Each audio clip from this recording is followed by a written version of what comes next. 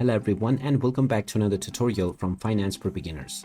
In this video, I'm going to show you how you can download and install the EHA Markets application on your smartphone. So let's get started right away. First of all, open up the iOS App Store or the Google Play Store, depending on your device. And now you can tap on the search button to type in EHA Markets to begin your search.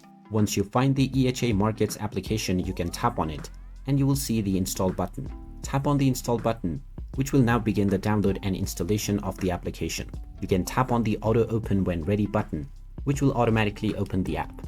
Just wait until the installation is completed, and you can then open up the application on your device.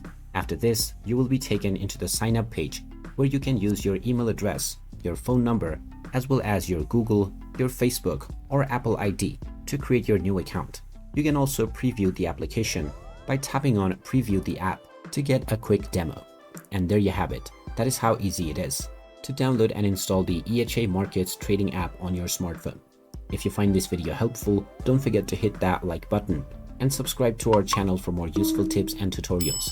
Thanks for watching, and I will see you again in the next video.